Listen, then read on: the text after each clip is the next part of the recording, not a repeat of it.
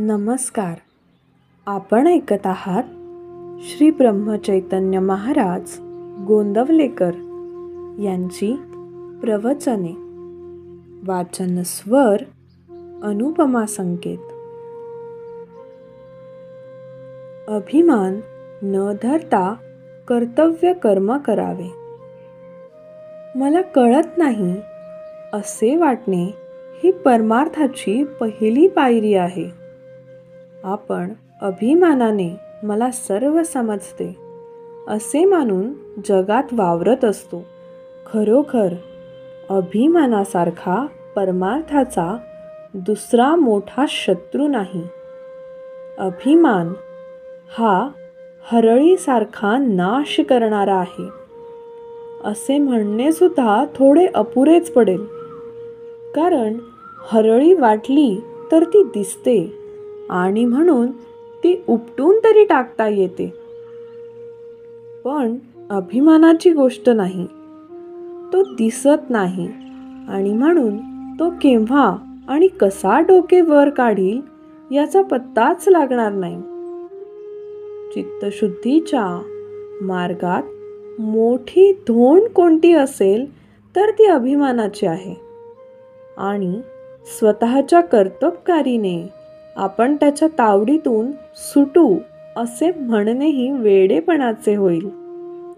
त्याच्या कचाट्यातून सुटण्याचा मार्ग म्हणजे सद्गुरूला अनन्यभावे शरण जाऊन अभिमानाच्या तावडीतून सोडविण्याबद्दल त्याची सतत प्रार्थना करणे हाच होय.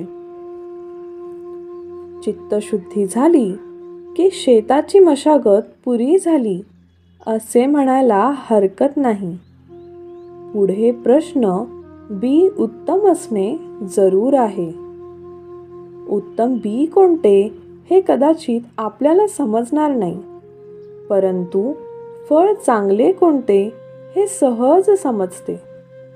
आता असे समजा की फळे गोड लागली तर त्यांचीच लागवड केली तरी आपण पुढे असे अनुभवता येईल की काही काळ लोटल्यानंतर कालमर्यादेप्रमाणे ते झाड मरते आणि अर्थातच फळे मिळायची बंद होतात आणि त्यामुळे मन कष्टी होते. यावरून असे दिसते की आता गोड लागलेली फळे ही कालांतराने दुःखच कारणीभूत होतात. तर मग बी निवडताना असे पाहणे जरूर आहे की ज्याची झाडे कायम टिकणारी आहेत आणि फळे अक्षय सुखाचा लाभ देणारी आहेत. जगात उत्पन्न झालेली अशी कोणती वस्तू आहे की जी अक्षय टिकेल? कोणतीच नाही असेच याचे उत्तर. म्हणून विनाशी फळाच्या आशेने केलेले कोणतेही कार्य सुखाला नेत नाही असे म्हणावे लागेल. याकरिताच भगवंताशिवाय दुसऱ्या कोणत्याही फळाची आशा न ठेवता कर्तव्य कर्म करीत राहणे हाच सुखाचा मार्ग आहे आणि हीच उत्तम बीजाची पेरणी आहे. भगवंताची मनोभावे प्रार्थना करावी की हे देवा, तुझी भक्ती तुझ्याशिवाय इतर कोणत्याही फळाच्या आशेने न होईल अशी कृपा कर. त्या दृष्टीने आपणही प्रयत्न करणे जरूर आहे. ज्याप्रमाणे किडके आणि चांगले एकत्र केलेले धान्य आपण सुपात घालून पाखडतो आणि किडके धान्य बाहेर उडवून लावून मागे उत्तम धान्य शिल्लक ठेवतो, त्याप्रमाणे भगवंताची भक्ती करता करता भगवत प्राप्तीशिवाय इतर होणाऱ्या इच्छा काढून टाकण्याचा क्रम ठेवावा.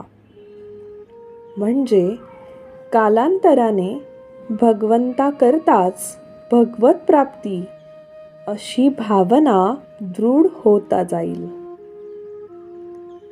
खरे सुख हे कायम टिकणारे पाहिजे. धन्यवाद.